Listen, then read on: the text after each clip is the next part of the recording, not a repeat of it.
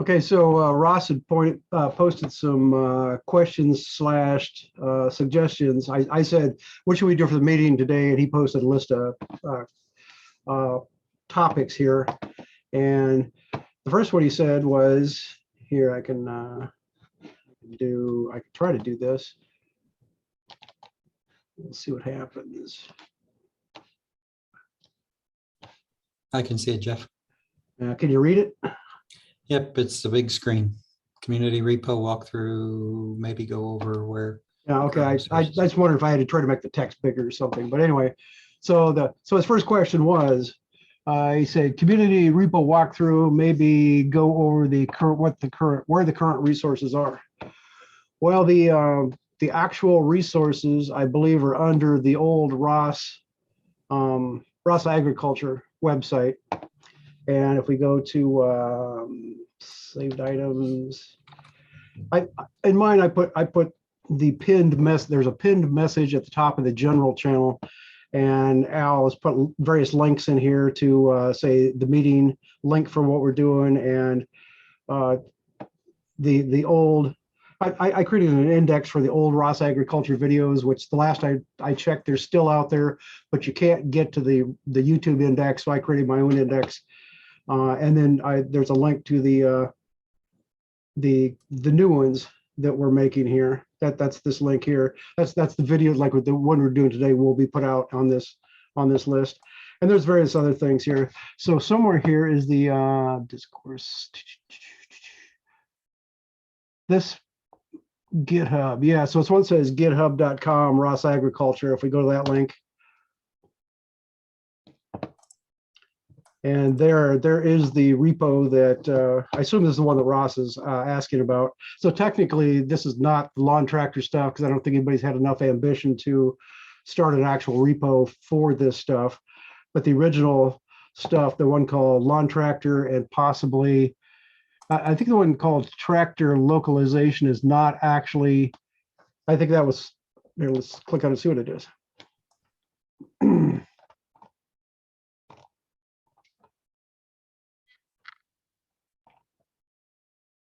Kinetic. This might be actual. Let's see, sensor fusion robot. I was thinking this is one that just got copied from somebody else's repo, and not necessarily the. Can I do this? Not necessarily the stuff that was Ross Agriculture or the lawn tractor stuff. So if I back up to where we were here on this page, one says lawn tractor probably is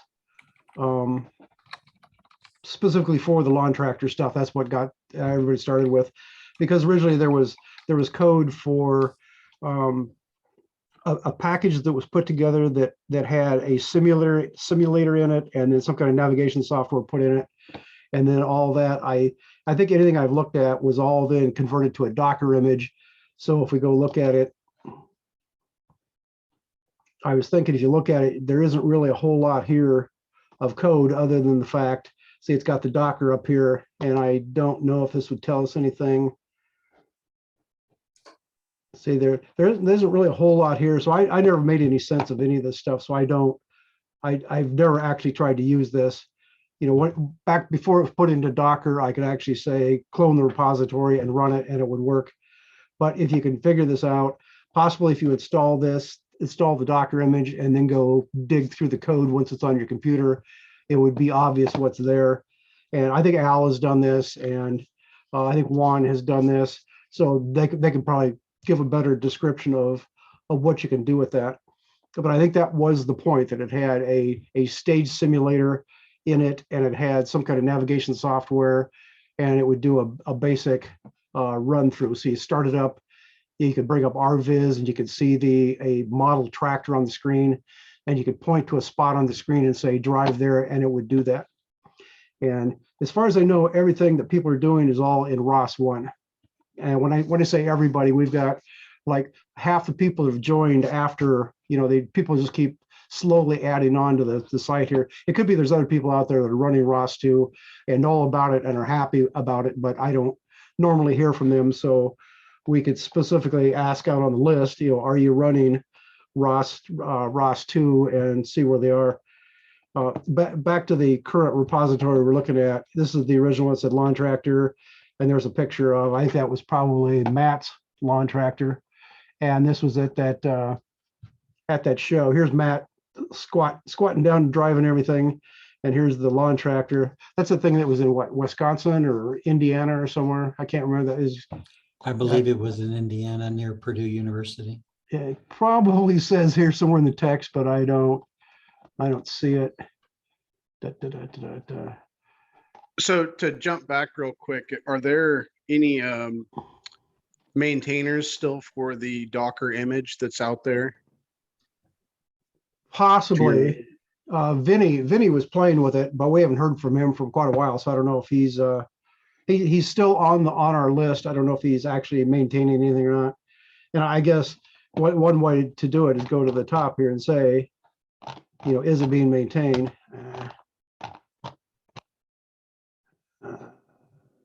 Yeah, If because I wanted to change, I would call Vinny, is where I would go, Ross.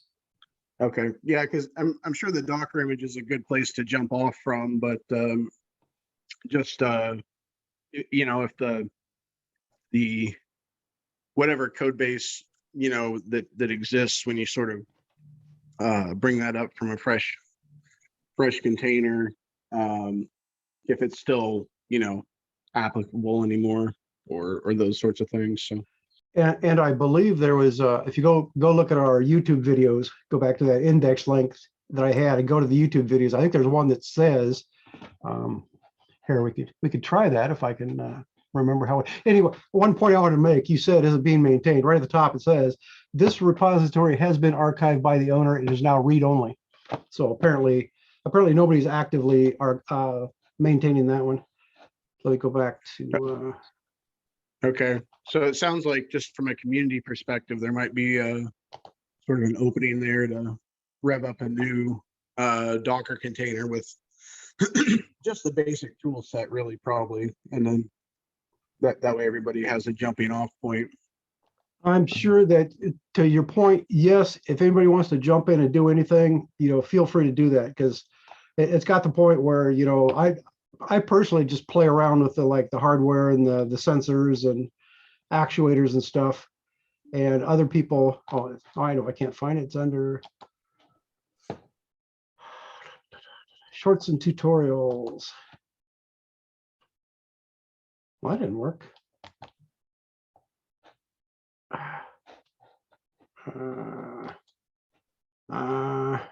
Meetings, view full playlist. Vinny explains installing lawn tractor on RPi. So right here is a, if you go out to this video, I assume it is installing that software. It's installing that software that we just looked at. I think installing that onto a Raspberry Pi, but you'd have to go watch this video. It's half an hour long. And here, why don't I just post that so we don't lose, just make it easier for people to find here. So let me go say. Yes, that is Vinny explaining how to get the development branch, which is the most current branch, updated and run on an RPi. So that's Vinny walking me through doing that. So that's a place somebody can start. And I see Al posted something to the chat. It says, here's a Google Doc that goes through the various software stacks. So that, where I guess I can try, since I got my stuff open. Because the whole package is, it takes more than that. Well, finish what you were doing, Jeff, and I'll explain what that Google Doc is. That's as far as I was going to go. I'm just going to point out there is a video out there telling how to install some of this stuff. And it does look like, since it says that particular thing was archived and not being maintained, then yes, that it does look like there's an opening if somebody wants to create something new or wants to maintain something. And there's also the possibility of starting a GitHub for the lawn tractor stuff as opposed to back to the old Ross agriculture stuff. So, yeah, we can go down the line some more and look at some more stuff in there, but as Al was just saying, he was giving us some explanation that apparently you have to load several things to get this stuff to work. So go ahead and talk about that. And I could stop sharing and you could share the screen to talk here. That might be easier. So you can pull up whatever you want. So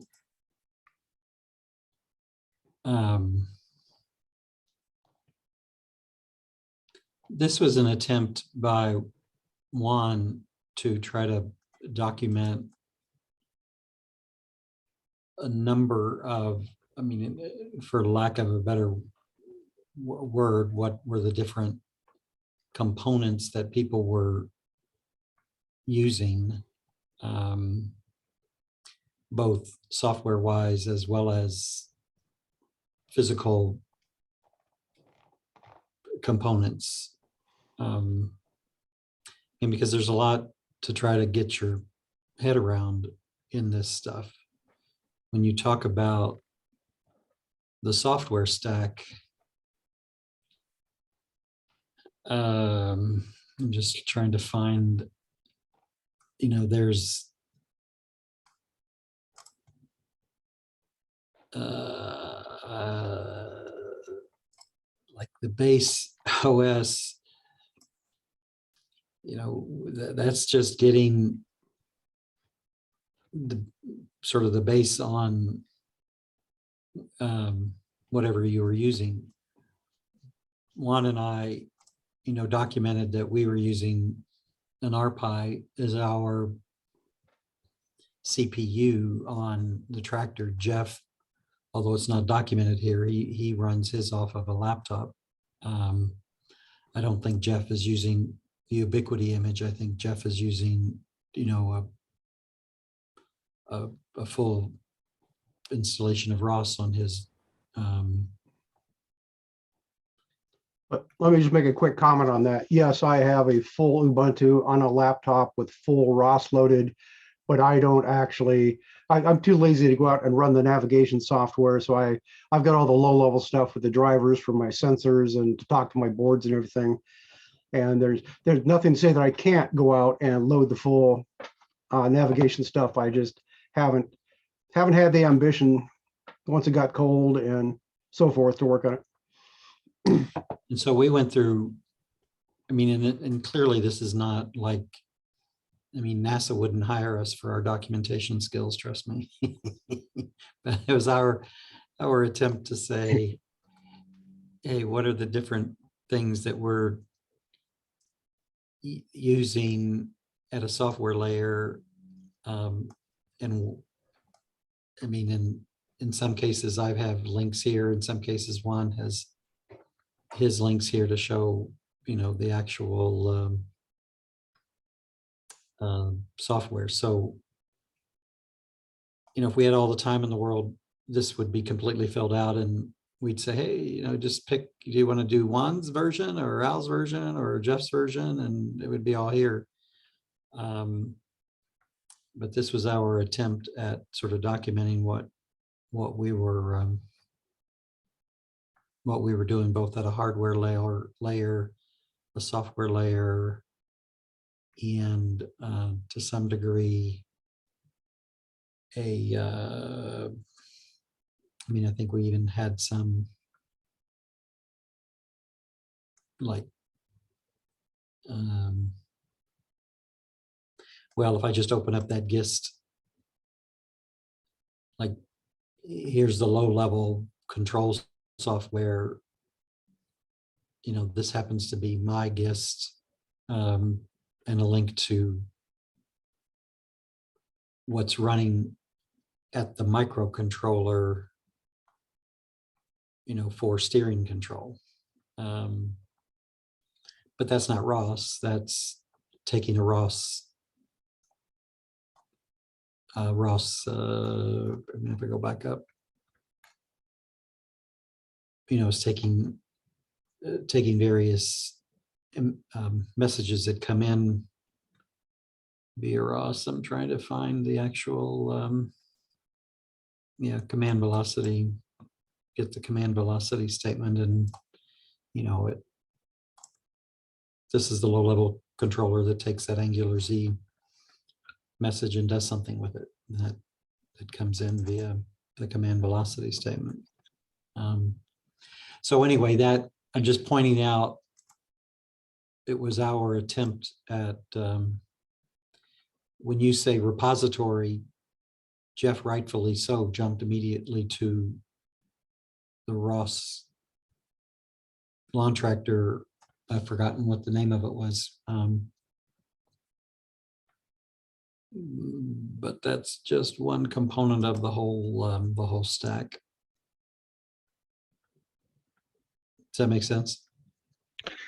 Yeah, certainly. And one thing that I guess, you know, if there's a way to sort of work together more on, you know, while you're going through, say this, for instance, if there was a combined URDF file and say some sort of a consolidated make file that you would, you know, pick a target at the beginning of a build, then everybody could sort of contribute their own flavor, maybe. That way that like the nav base, et cetera, would all be the same or similar, but you know, the underlying sensors could be different then. And you guys have probably had this discussion, but I'm chuckling because it's a fantastic discussion. The URDF that we use, you know, is, I didn't even list mine here. Let's see if Juan's if he has his.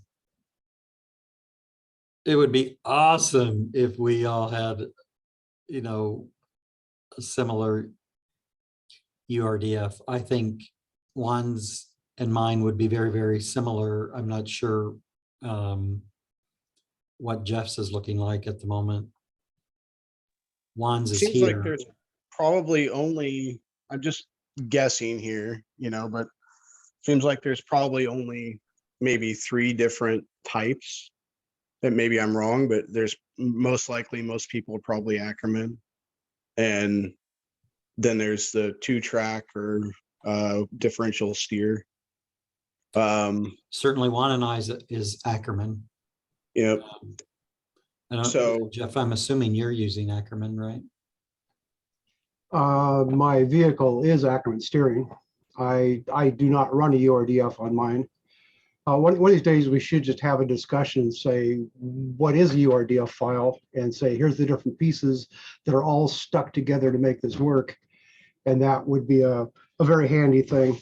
You know, I had to go get a pen because that's why I was gone here. But so I'll start making a list of things here that that we should talk about sometime. And that could be one of them is, say for instance, a URDF file, you know, what's it for? How does it work? How does it differ from a simulator to a real vehicle and so forth? And the bottom line is you cannot have one that works for everybody, but they can be very similar as long as you're doing the same type of, you know, as long as you have a lawn tractor that basically the structure is going to be the same. But if you have different sensors, you know, each person's going to have their own sensors they add on or whatever.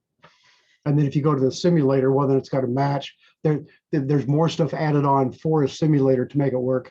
And that's just, you know, things that should be presented somewhere and says, this is what you need to know, and this is how it works, and this is how you would proceed on that. Yeah. Juan's URDF and mine are going to be almost mirror images. I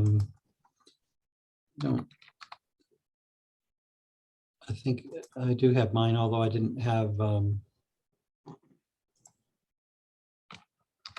have it in the. One comment that can be made is they can be identical if nobody puts sensors on their vehicle. That's one thing to look at right now. And most people don't have extra sensors other than say a GPS and maybe an IMU. And then you're basically just telling it in your URDF where that's located on your vehicle. So then the numbers will change there as far as where your mounting point is. And I don't think in there it really cares what brand or what type of GPS it is. You're basically just giving it, you're telling it where it's at on the vehicle. And then you have to tell it things like your your wheelbase and your wheel spacing and all that kind of stuff. So for each lawn tractor, if you have two identical brands of lawn tractor, they could be the same. But since everybody's going to grab whatever one they've got, or Al actually went out and bought a brand new one to start hacking on, basically, so his is not going to match Juan's. I think Juan's is a pull-on, and I've got one that's a John Deere that I haven't finished converting, but that's what I would use for that, or for my small vehicle. It's going to be basically the same type of stuff, but it's not an actual lawn tractor. So just in general, if people would, we could just go through and discuss sometimes, say, what are these things? What do you need to put in here? Why do you need it? How does it work? And then that would be probably very beneficial. That could go on our tutorials section of our YouTube page that we've created.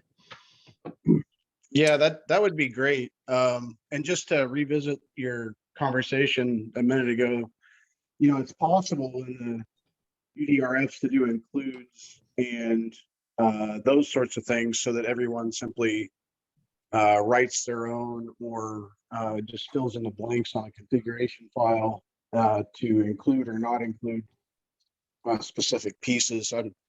I'm saying it by hand waving there, but it is possible to make it quite dynamic. So I think if we were to focus on Ackerman first, and then a differential set, then really most of it would be covered, and then you could probably comment out unused sensors or things like that. So Yeah, and that's what I mean. Between Juan and I, we took what was in the base Ross Agriculture build. I commented out, as you can see, the camera and the ultrasonic sensor. It basically just provides a GPS link, base footprint, and base link, and that was enough to make the simulator run. That was enough to make 2D nav run, and we just left it at that. So, my position for some of this stuff is obviously going to be different than Juan's, but it was a bare bones GPS only URDF trying to get the nav stack to run. all right, okay. And a couple of comments on that. Number one, if we do some kind of a video or something, it'd be good to just say, let's go through an example and say, we got this, we want to make it do that, and start putting the stuff in. So that way it would be, starting from, actually build one from scratch, so somebody could watch that happening and say, here's why you're doing that, because it has to match my vehicle over here, whether it's a simulated vehicle or the real vehicle. What was the other comment? Oh, so you can have a URDF file, and then you can have what's called Zacro, a Zacro file. And Zacro is a extension of, is like macro extensions you can put on top of this. So as Ross was saying, you can make it more dynamic. So what you do is you go up the top and you define, you say wheelbase, and then you put in a number for that. You say wheel spacing, you put in that, you say front wheel diameter, you put in a number for that. And then down in the code, that automatically fills in all this stuff and builds it all. So when you get a big one of these files, it can be thousands of lines long, and that's where it's handy to use the Zacro extensions, and that can, so just up the top, it's like in C or Python, where at the top you're defining constants or whatever, and then it just fills in down in the code. It fills that stuff in for you and builds it, so you don't have to keep duplicating everything again and again and again. You just say, here's how big, here's my wheel width and my wheel diameter, and then down in the code it might replicate that 4 or 5 times, but you only have to, the code then takes care of that. So it's just a matter of how you go about doing that. So you can either build it by hand, or you can add the Zacro extensions on and let it do some of the work for you. And again, it's just, it would be good to say, this is what the stuff is, this is how you do it, and this is why it may or may not be useful. So that would be a good thing to do. So let me know, it's all put URDF, Zacro, and I'll just say video. So we could either just do a video of saying one person figure out the whole thing and work up the steps to do all this, or we can just have another video where everybody gets together and says, well, let's just talk about how this stuff works and why we'd want to do it. Or we could actually do both. We could do the one first that says, here's the different pieces. This is basically how it works. This is what you need to know. And there was one that there's another thing out on the YouTube videos that are posted where Al and Sam and Matt or somebody else was going through and talking about, they made some kind of a spreadsheet for, I believe they kept using the term to calculate all these numbers. And we had one video meeting and somebody kept saying, I think his name was Lee, and he's trying to put sensors, he put these tags, like AR tags up on the wall. And he kept saying, well, how do I calculate the values to put into my file? And everybody kept saying, well, you have to calculate this and calculate that. And finally I said, no, stop.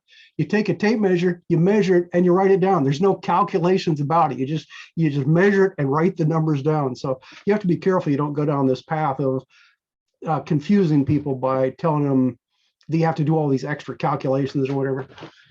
So really, when you go to build your Zacro file, you have to go measure your vehicle and write all these values down. And it's just a matter of knowing what pieces have to go on. So anyway, maybe we beat that to death for the moment, and we'll just say in the future we need to come back and look at that. Yeah, that sounds great, and happy to try to contribute there. One other thing you mentioned on the INO files for the Raspberry or for the Arduinos that people are using for interface boards. I don't know if anyone's considered uploading their code and then breaking out that piece into a header file as well.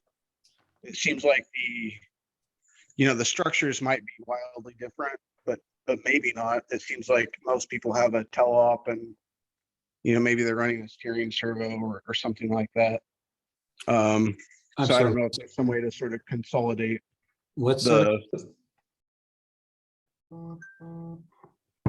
Sorry, I missed you there. I was asking, I didn't understand what sort of code, because if I have it, I've shared it. I just didn't know what. He's asking about your Arduino code that you use. And just a point on that, Juan went with a single low-level microcontroller and put all the code on that, which that's the way Matt had started it. So he copied that. And Al actually has multiple little Arduino. He's using Teensies, but he has multiple processors, and each one of those has code on it. Yeah, so that steering, the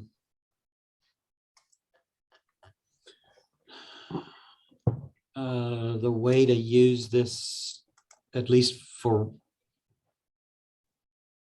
Juan and I, would be to say, okay,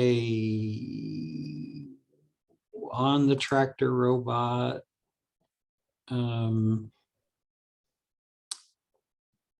let's see if I can remember how we organize this.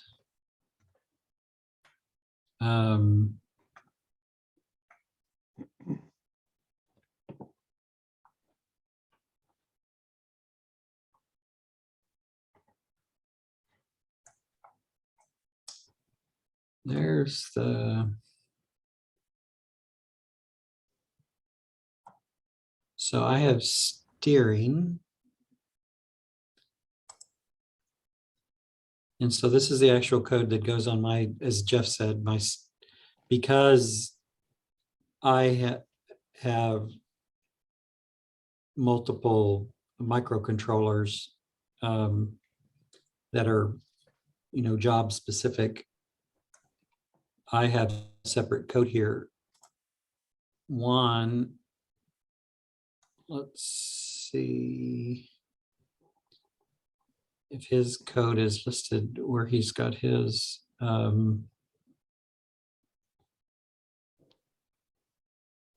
it'll probably take me longer to find it than it. So I have a speed sensor. I might be duplicating it someplace else, but let's just see if I can find it.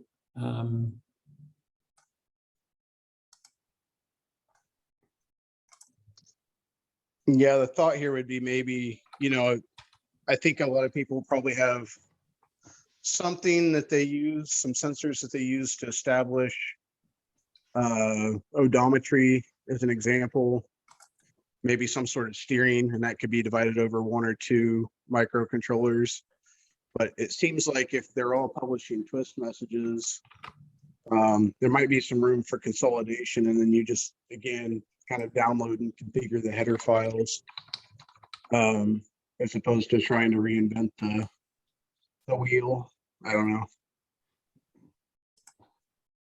Yeah, I mean, to get you started,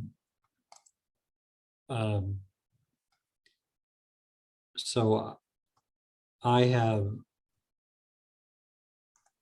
basically a microcontroller driving the servo that drives the transmission, and the code for that is here.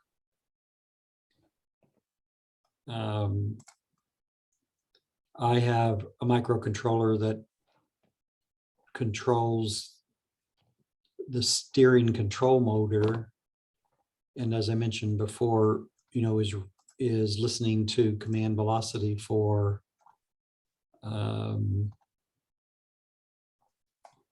you know, an angular Z value, and then steers the motor based on that. And that code is here. I also have a speed sensor, a microcontroller that's measuring the speed. And I'm just trying to put my hands on that. Because I will have put it out there. Just I'm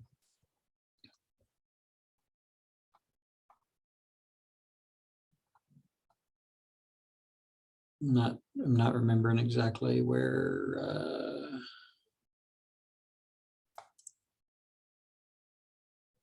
Steer. Can you post that link to your GIST site? Post that in chat. Yeah, that would be helpful. Oh, this is just on your GitHub. Okay. This is Al's collection of his programs Yeah, and stuff that he does. So he does. I guess we do have something for the actual lawn tractor group. It belongs to Al, and he's putting his stuff in there. And I mean, Juan may have something also. I mean, what's the phraseology, like code in the open? I never really thought I would make $1 million out of this. So I'm like, yeah, if you can use it, use it.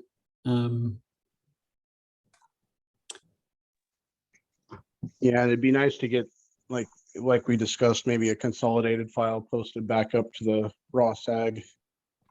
Well, again, this is not ROS necessarily code. This is stuff that sits, I mean, this is C++ stuff that sits on a microcontroller that is, you know, for me, I mean, this is down at the level of reading the angle sensor and publishing the steering angle. So that I'm not, I mean, this is low level stuff. Yeah, and I guess I get that.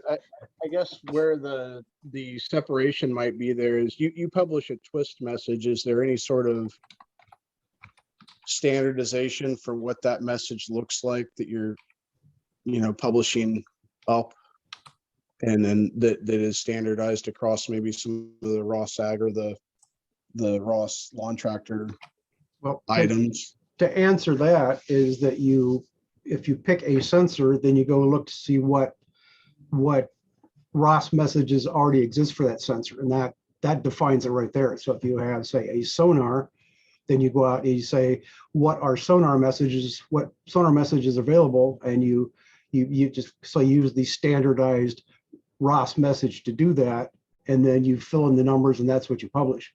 And like, say, if it's and sometimes you do, like, if you just want to know your steering angle, and there you look, and there doesn't have to be a standardized ROS message. you can either make up your own, or you can just make up one, just say, just publish as a float value or publish as a, you know, integer 32 or whatever. So it's just a matter, if you just want to get a number over to your other device, you can just make up your own on the fly and not really, it doesn't really have to match anything else. But the whole point of ROS is they started off and they defined the underlying networking to get everything to talk together, and they made up all these standardized messages. So if you could use one of their standardized messages that somebody has defined, I'm sure there's now, you know, thousands or hundreds of thousands, if not millions of different message types out there. You just have to pick the one that matches what you're doing. Yeah, and I didn't know if there was a sort of a de facto ROS lawn tractor, de facto ROS ag subset of those messages that you know, that everybody was using. Again, it seems like the projects are all quite similar. So if there's, you know, something to upload to ROS ag as a starter package that would kind of shepherd people to use the same set of, you know, messages, etc.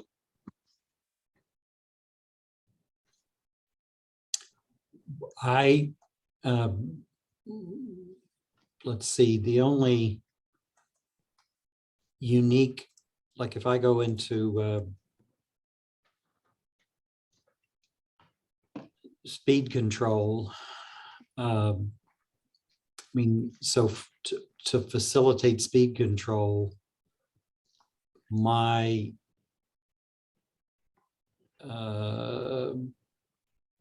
you know, I'm going to get linear X from command velocity. So I'm not mucking around with changing that at all.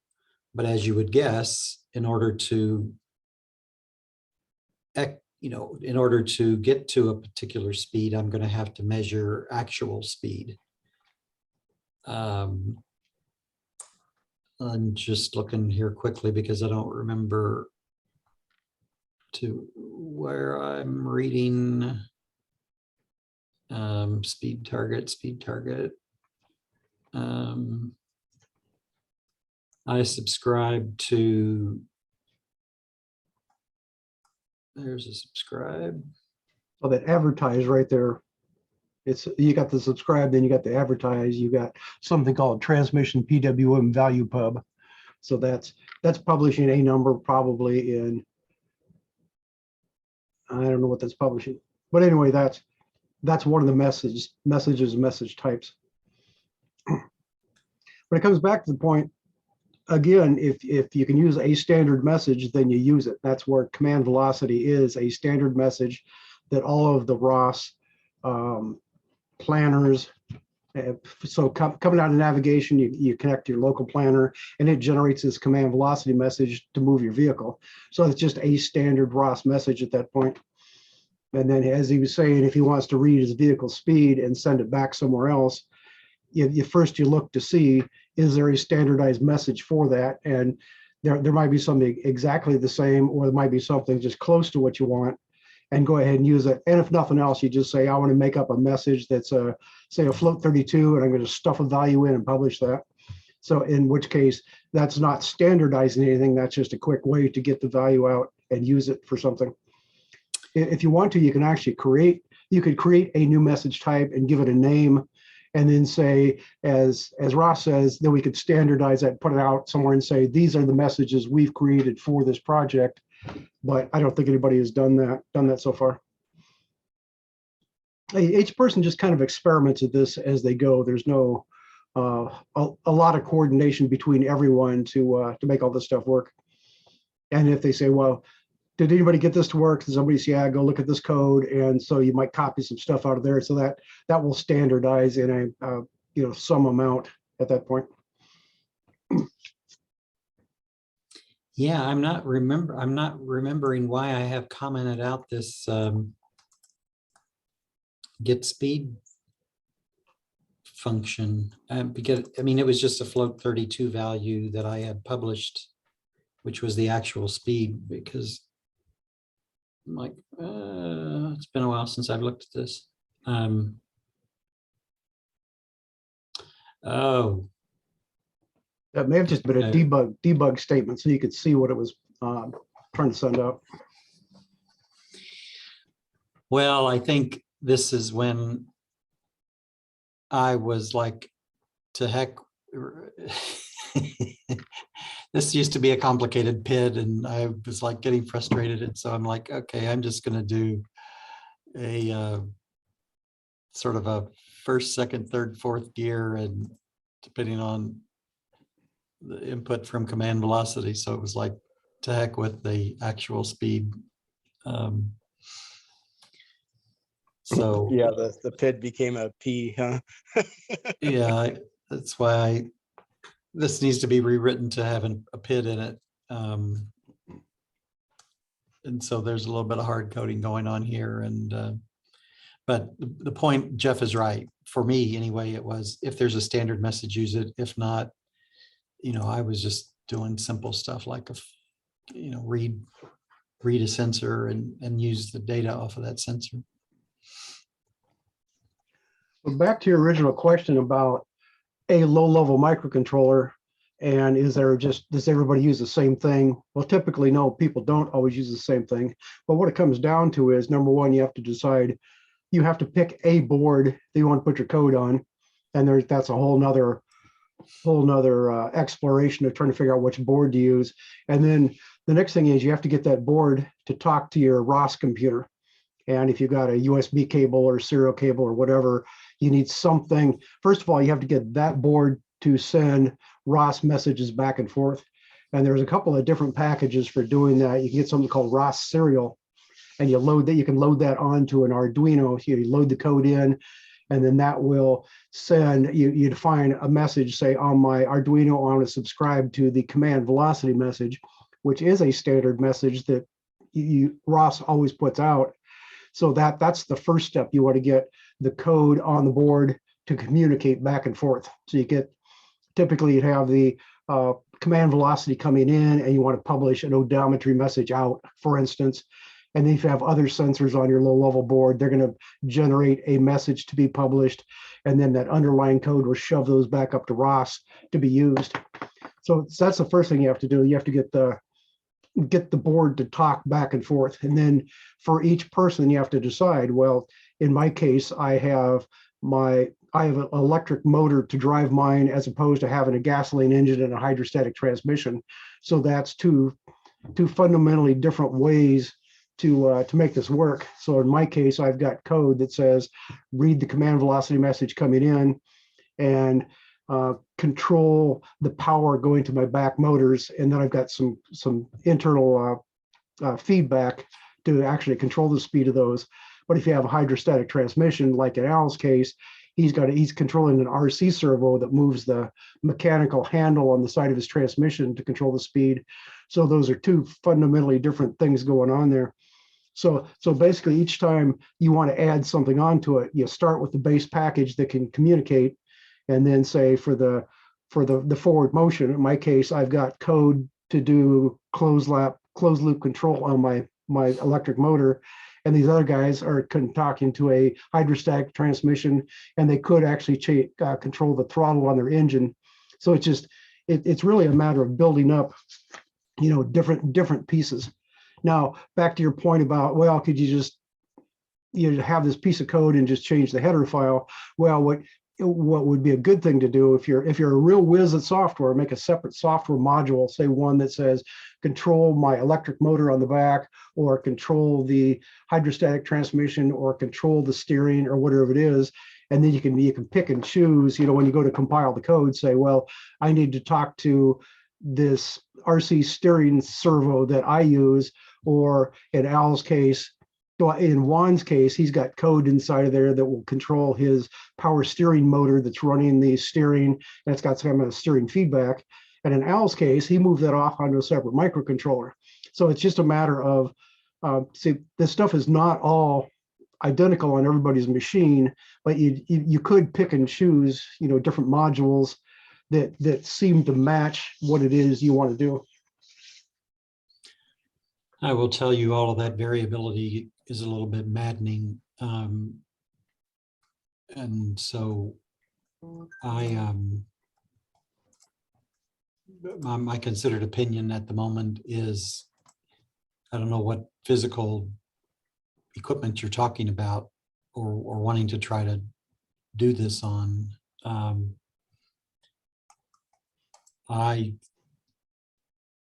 This ubiquity image and this raw sag, I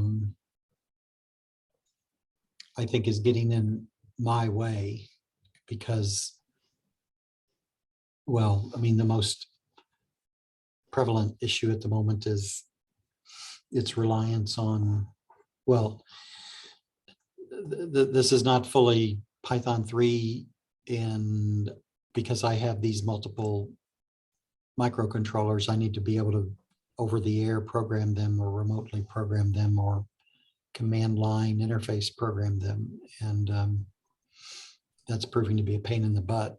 So although Jeff doesn't list it here, I'm thinking of changing this to, you know, a laptop based solution. But I'm not personally confident that I can change the base raw sag, call it base code. So I'm a little bit nervous about making that leap, but directionally, that's probably what I would like to do, is get off this ubiquity image, get off the RPi, move it to a laptop, keep these microcontrollers, but get something that's going to not be problematic remotely trying to program these microcontrollers that are on mine. Just Yeah. a thought on that, since you're talking about the ubiquity image and not having the Python 3 in it, have you looked to see if there are newer versions of that are, because they have one version that'll actually run on a Raspberry Pi 4 now, and that one they had to do so. I don't remember how they fixed that, if it goes to a newer version of Ubuntu, or they had some clever way to basically build their, I think they're building their Ubuntu on the fly. But it could be just a newer version of what you're running might get around that problem you're having right now. Because just switching to a laptop doesn't really solve your problems. In fact, you could, even on your Raspberry Pi, just go to a newer version of the operating system and then get around the problems you're having right now without actually going to a laptop. But there's, again, you got millions of decisions you could make here, and it's just a matter of, you got something that's working right now. Do you want to totally redo that or not? So, Well, I'll throw in one other thing. It sounds like maybe you're doing a lot of stuff out in the end nodes. I don't know if it's possible to instead, put that into a message, send it back to whatever your main compute is, eventually a laptop, or right now your Raspberry Pi, crunch those numbers and then send them back to the device. That way, that device that's out at your end point stays dumb, and you can quickly change the code on whatever your compute device is. Yeah, I mean, the endpoints are there primarily because of interference and trying to use USB as the communication protocol to get from, something that's 3 feet away or 2 feet away through a noisy environment back to the host processor. So it has less to do with processing power and more to do with interference for me. So Yeah, just to clarify there, though, is you said you're having a problem updating your, you had to update the endpoints fairly regularly, and that was a pain. If there was a way to make them dumber, you might be able to update them less and instead update just the one code base. yeah, I mean, it's a fair comment.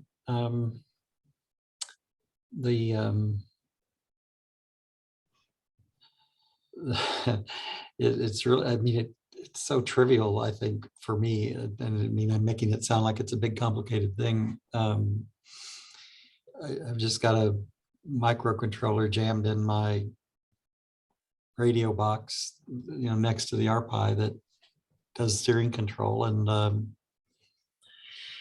it's just annoying to tear it all apart, to plug in a micro USB cord to directly program it versus trying to program it over the air. So it's not like I can't do it. It's just annoying to do it that way. Yeah, no, understood there. And I guess just to shift gears slightly, one thing that I've been looking at is CAN bus messages in general. Has anybody in the community used CAN bus? I mean, that would solve your noise issue as well. There you go, Jeff, you're on. I have used CAN bus. I've only used it on ROS1. I know you specifically said CAN bus on ROS2 in your questions. Yes, I have used CAN bus, and I can make it work if I have to. Is there any Let me just, community published examples? before we move on too far, let me just interject one thing. You were saying your low-level microcontroller, make it dumber and just send raw messages back and forth. Yes, you can do that. You can do anything you want at this point, as far as how all this stuff works. And I saw one example, back to the thing I was saying, you start with a microcontroller and get something that will talk back and forth to ROS. I saw one example where they had the low-level microcontroller, which is an Arduino, and they would send down a command velocity or the equivalent of a command velocity message with just a PWM value. So it wasn't sending any speeds or anything else. It would actually generate on the ROS. They had a ROS node that would do the calculations and say convert speeds and everything, and just generate a PWM, say 0 to 100%, and shove it down to the board. So all it would do is write that right to the counter timer and to control the motor. So it was doing no extra scaling or anything on that. And then coming back the other direction, it wanted to know, it had to get the speeds and the odometry and so forth. It would just simply read up a quadrature encoder and send that value back to ROS. So all of the odometry equations were done on the ROS node. So yes, you can do that. It's just up to you, what's your preference on how you want to do that. And on my last job, I worked with a guy, and his theory was do everything in ROS and do as little as possible down on the low-level boards.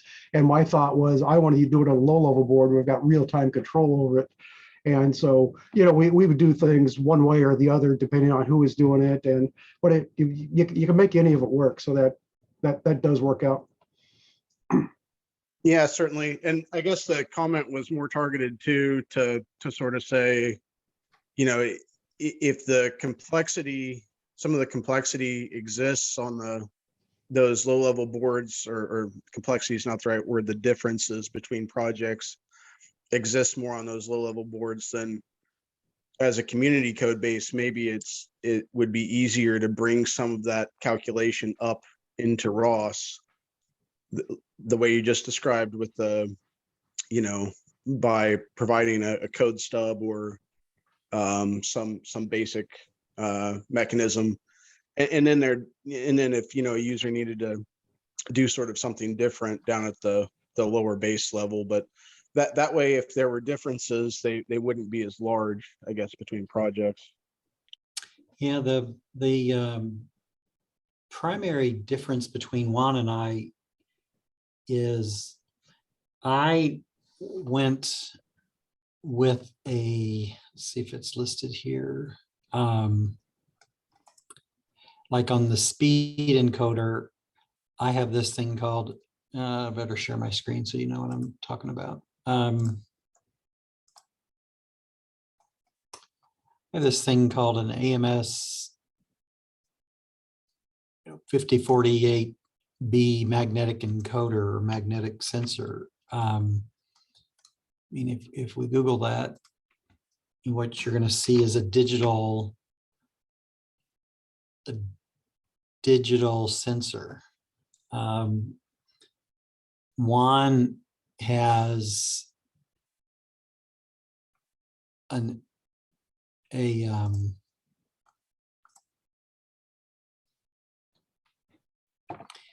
this is Potentiometer. I'm sorry, what? One has a potentiometer For speed or for steering? for steering. Yeah, and so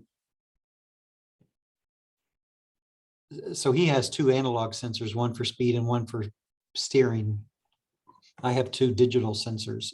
So I mean, neither one is necessarily right or wrong. It's just different. And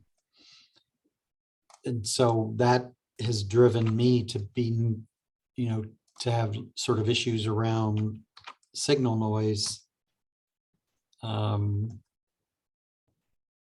Where he's Walmart sells that darn thing. Yeah, I jumped in there and said potentiometer. I didn't realize you're talking about the speed. Yeah, one is using these magnetic detectors and a sprocket mounted to his back wheels, that's what Matt had originally done. So they did that on one's vehicle. So that's how he's reading his speed and distances, by reading pulses off these magnetic sensors. And so our problems are driven in part by, I'll call it the topology that we're getting our signal over. He's doing analog, I'm doing digital. And that then drives a slightly different, another set of problems. A CAN bus for me, I think would be awesome. It's just not something that I ever figured out. I mean, that would basically be changing me from USB to CAN, but I would still have, some sort of sensor and then converting that sensor into a CAN signal on the steering mechanism and something to do the similar thing around the speed. Yeah, just to, I guess, throw out, some more ideas about standardization. Within the J1939 standard, which is for ag forestry and heavy equipment, and a lot of the bigger tractors support J1939. Most of the odometry related things that we're talking about are published inside of that standard on specific messages. And so, everyone's end node could be, different, but similar to the ROS messages, publishing a J1939 CAN message with wheel speed. And then, I don't know on, the other side, what, for instance, Jeff had done there on bringing in the CAN messages, but, converting those into a ROS standard message that matches up with it might be a strong way for the community to abstract the nodes that sit out on the endpoints there. Yeah, I would love that. I mean, so I'm going to poke on that a little bit. So the magnetic, so help me out here. I went with this 14-bit resolution sensor that, is definitely small and definitely gives me crazy levels of accuracy. What do you know about something that will publish a J1939 message on a sensor like this that will give me an angle? You would typically still have to convert data like this to J1939 format, but there are manufacturers, like for instance, IFM has a lot of J1939 equipment that are sensors which publish J1939 messages. And IFM has, proximity sensors and those sorts of things as well. They're probably not hobby cost, but again, if we were to roll just a couple items that would output CAN bus in the J1939 format, or CAN open format would be another one that use that standard message set, then it would be a means to single up, and then, you know, for some people maybe have drop-on sensors from one of these companies.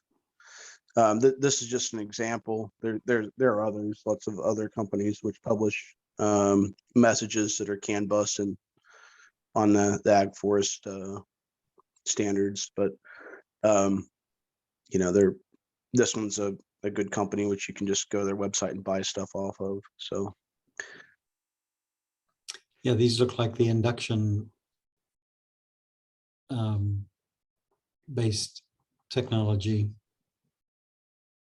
as opposed yeah, to they sell truly everything related to sensors.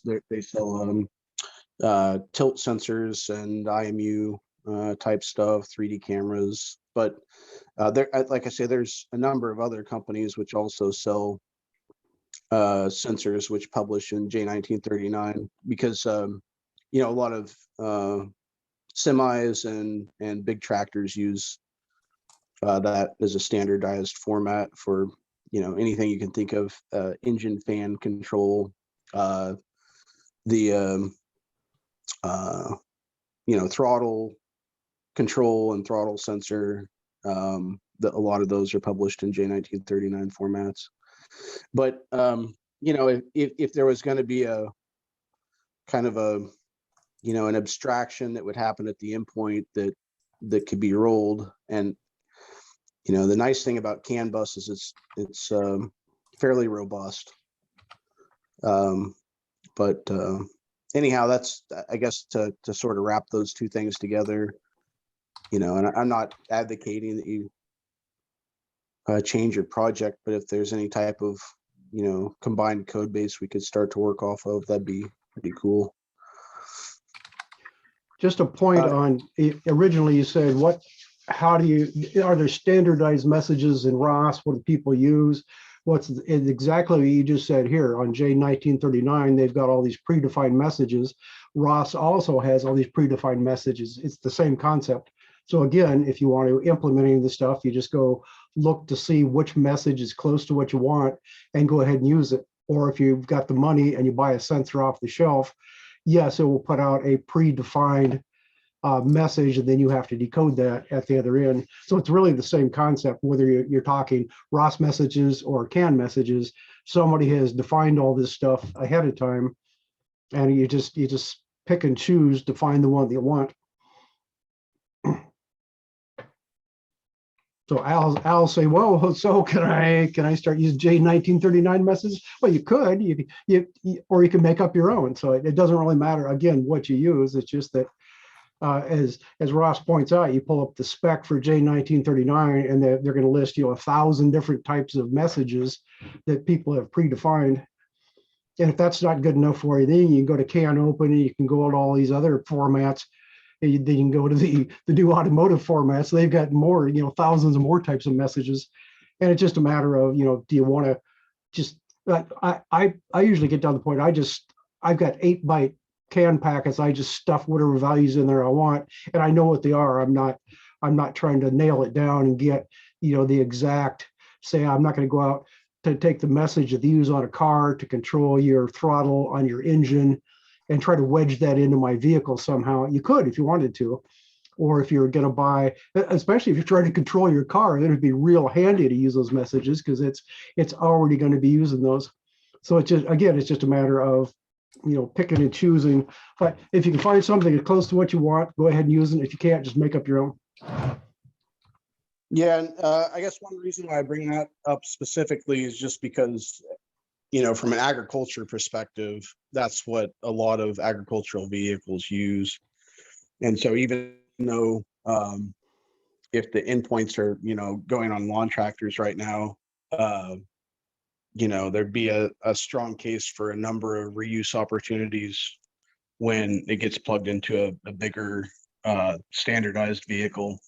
Another good example is probably the it's based on J1939. I can't remember what the ISO standard is, but it's for a load and depth control on 3-point hitch. There's a standard that exists there. to be able to have the implement control the vehicle, and that would be, it's a ISO 11783, and that's actually allows the vehicle to control the tractor's depth and speed, I believe, for certain agricultural use items. But you know, again, like that's an area that is, it already exists in sort of the agricultural world that doesn't have the ROS sort of turn the key package built on top of it, that I'm, at least not that I'm aware of. Yeah, I would change in a nanosecond if somebody said, hey, here's an angle sensor that is got a small form factor and, you know, spits out a CAN message and doesn't cost $1,000. Because I didn't, if I'd have known about it a long time ago, I'd have used it then. I went with the one that I went with simply because it had high resolution, it was low cost, and Matt and Juan were using analog stuff, and the resolution wasn't, you know, I was trying to get something that had higher resolution. Yeah, certainly. And anyhow, I'm just trying to kind of figure out a place to jump off on some of these items. And so maybe, you know, maybe if I roll one or find one, then we'll just collaborate on it and start with that. Have you looked at the Ag Open GPS items? Mm-hmm. So they use a what's like a ride height sensor for a lot of their wheel angle stuff. And it's kind of nice because it's just got like a Pitman arm isn't, I think, the right word there, but it's got a little linkage that goes to the wheel angles or to the wheel to push the sensor at its angle. But I guess that's another area where I think most of those guys are just feeding that data into an Arduino board. And so there's a lot of sort of commonality probably between that community and maybe what this community's, you know, end goals are. So he's talking about the Delphi sensor, like Kyler was putting on the front of his tractors to measure the steering angle, and Matt got one and broke it because he had too high a range for it. And those put out an analog value that you can tie into whatever you want. Yep. Yeah, exactly. So, you know, if maybe I grab one of those and then make my Arduino spit out CAN bus messages in J1939 format, then, you know, our success would be assured related to that. And I have made various processors talk CAN, if that helps. You can either get the if you get the ARM processors that have the built-in CAN interface, like for instance the well, here's all this junk right in front of me. The board that I'm using on my robot is one of these eval boards. It's a ST Micro eval board. It turns out they don't make this particular one anymore.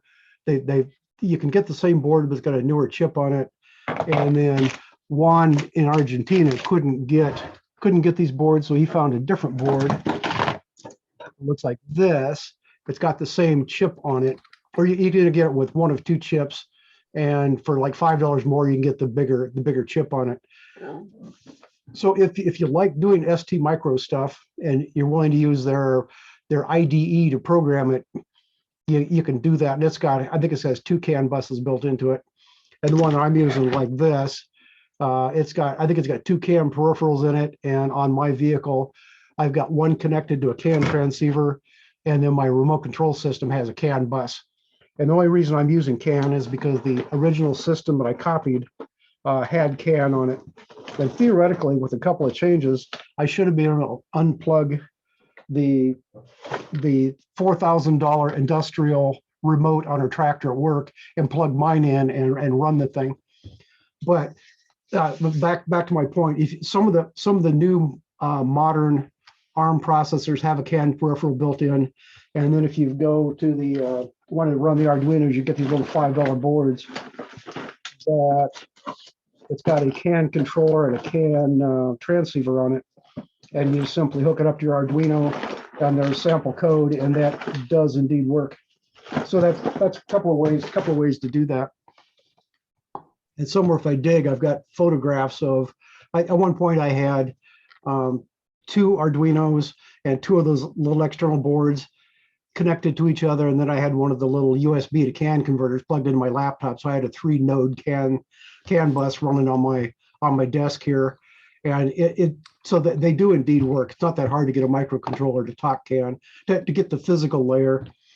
And then when you start talking about standards, I just look and say, they need these bytes in these fields. I just jam them in and transmit it. And that's how I do CAN bus when I go to do it. Do you think it's more valuable, I guess, community-wise, and maybe what? Because I think one of the issues probably in getting started, I'll call it, is for probably a lot of people is what can you grab to sort of get something going on the bench, and hopefully low cost or very low cost, or maybe even if you got stuff on the bench already, no cost. So a lot of people had these, the inexpensive Arduino boards. I mean, I've designed, for instance, CAN bus boards with STM F103s. I've done some with one of the microchip processors that has a built-in CAN peripheral. So that those are all easy to bring up and use the libraries for the most part. But my gut tells me that maybe using the Arduino board would be easier to get everybody started. I don't know if that's You can, in fact, you can get, you can go out and buy a board that plugs right into the top of your Arduino that has the CAN parts right on it. So that is a quick way. If you don't want to do extra wiring, it's handy to be able to buy a board, buy a second board, plug them together, and away you go. Now, that's not always the best solution. But one complaint I have about buying a board to plug into an Arduino is usually a single function board. So then the question is, can you stack 4 or 5 boards on top of that? Most people don't give you the connectors to stack those up. But you plug on a board, well, that gives you the one thing you were looking for. But if you want to add something else, it's not necessarily going to give you what you want. So I think Kyler was pointing out, you can get a board that's it's got the CAN, all the CAN controller on it. Plus it's got some kind of power management, so you can feed in like 12 volts into this board. So it gives you your way to convert your vehicle power into something to run your Arduino. And it's got the CAN bus, and then you might have had like a real-time clock on it or something else. So that's the thing where they combine multiple things together that you might say want to run on a vehicle. So that's another way to go with that. Yeah, and I would be happy to roll a community board and post it to the repository as well, saying something like KeyCAD, if that was valuable, that for instance used either the was Arduino compatible, or was it Arduino Shield, either one. So for instance, I know that the Ag Open GPS guys have a Arduino Shield or Arduino compatible board that they use. But if there was something there that made sense to do, I'd be happy to take on that project and work on it.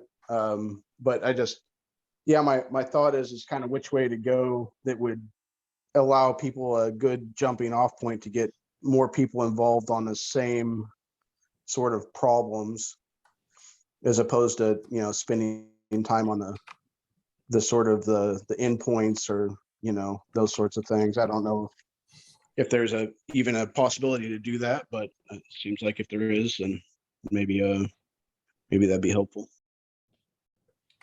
And it could be it's a matter of people saying, this is what I need done. You can jump in and build something, but if there's input from multiple people or the whole group or whatever, and say, well, I'd like to see this on it or this on it, or you can always say, if you're just laying out a printed circuit board with no parts on it, So people are going to solder their own parts on. You can put lots of stuff on that board and then just solder down the parts you want. That's yet another option. But so it might just really come down to a question of, before you jump in and start building the board, figure out what people would want or how is it going to be useful. That might be a starting point.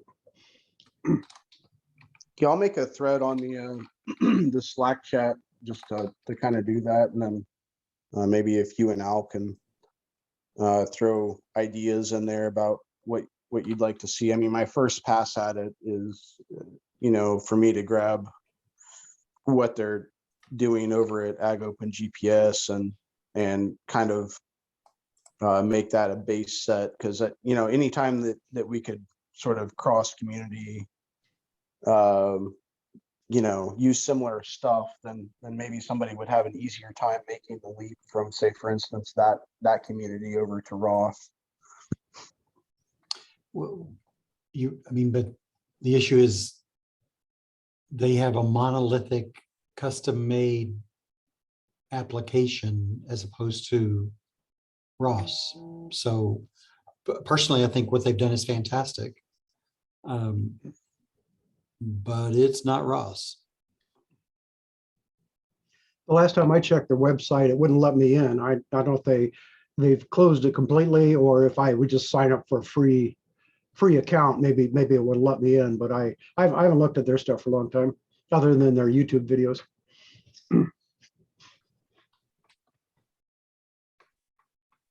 Yeah. Okay. But Al's comment saying, well, but they don't use ROS. But if you have a low-level controller, it doesn't really care. Again, it doesn't care what you're talking to it with. They've got their protocol to talk to the board, so you can have software to listen to that, or you can have ROS protocol to talk to the board. So either it would be useful, in either case. Yeah, they have a ton of, I'm going to call it intellectual capital in that project that's transferable. When it comes to, as you said, low-level controllers or sensors, or they've learned a lot around GPS, and so there's a ton of stuff transferable, but just the core code is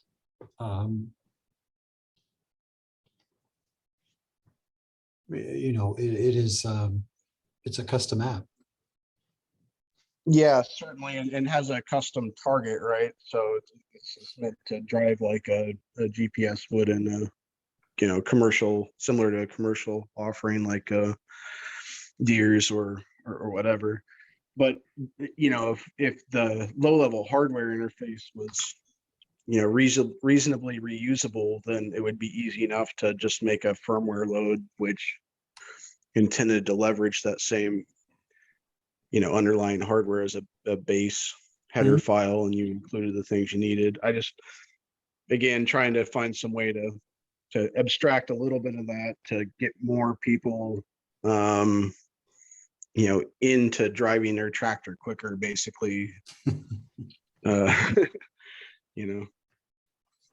think that was the original intent of the whole Ross agriculture group that started, was how can we help farmers immediately start driving their tractors autonomously? And it just kind of went on for 2 or 3 years of people playing around doing various things. And so I don't know what to make of that. I don't know if you can get to the point where you can say, yes, this will work, or this.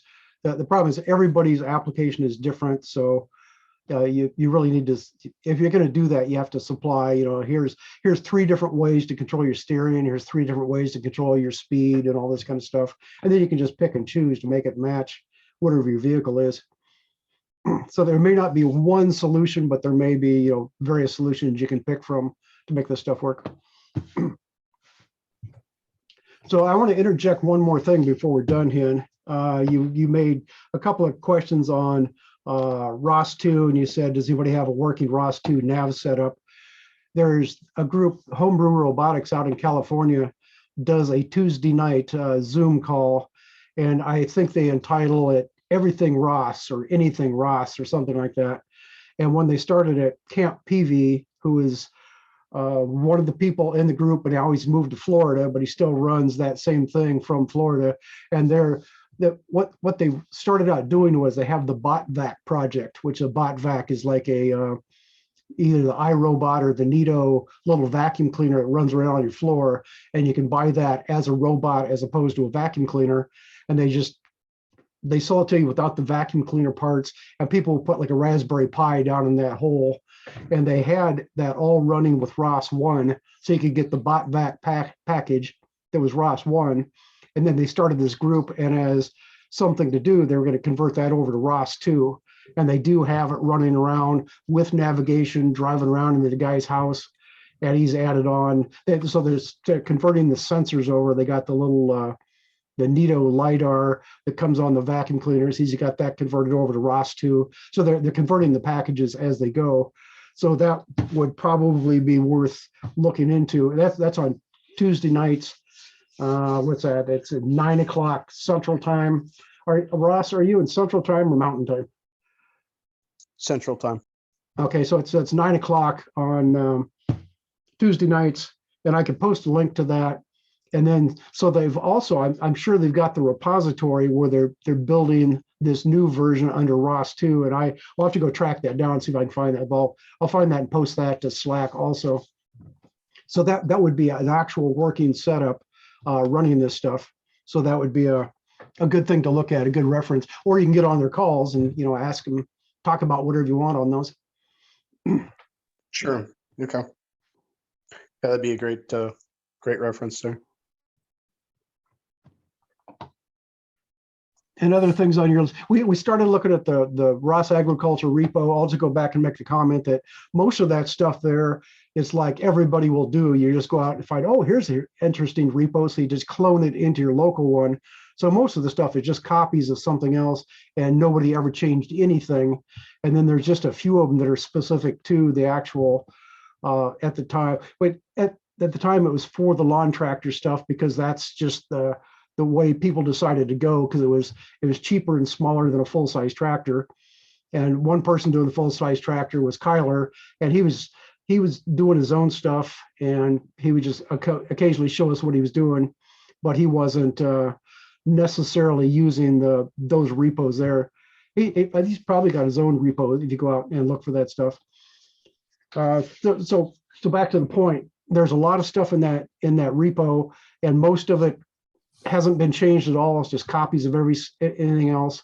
And I added the stuff for the U blocks FP9 in there, and later decided that you're better off going with the modern standard driver for that and not trying to use my stuff in the first place. And when I did some compares on it, it turns out really the only changes I made to that was from the modern stuff is that I added in the ability to send correction data over the existing USB cable. And that was an addition to what they had. And so I put notes on there that says, well, don't use this, go use the actual drivers for that.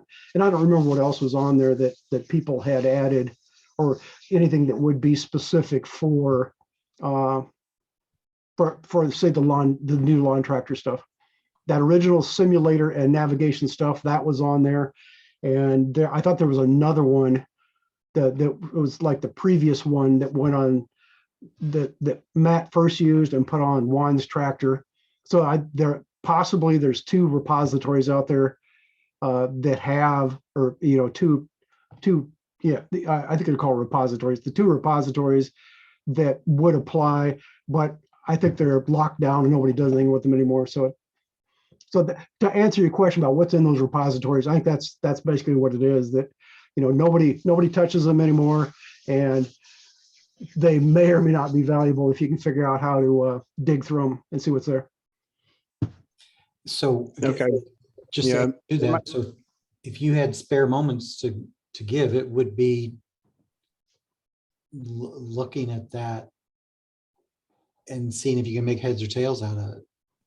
And as I said, I think the most up-to-date version is the development branch. And it would be like, okay, not everything in there I think is useful, but it would be how to take that development branch, copy it, maybe trim the stuff out of it that's not useful.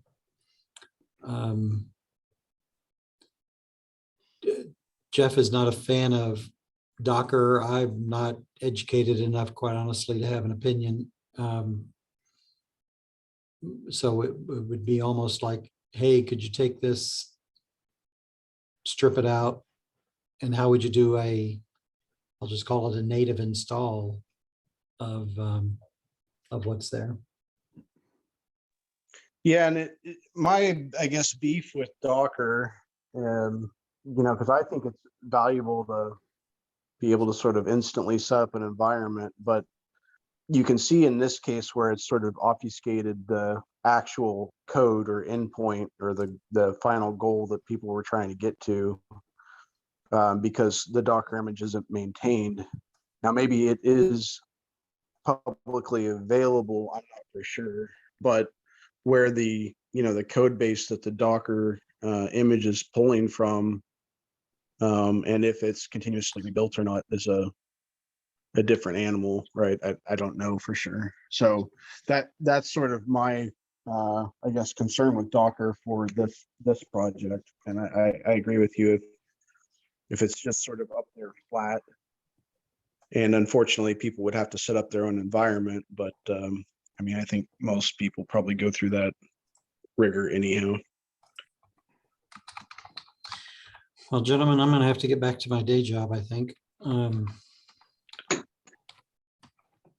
But it's been, I think, hopefully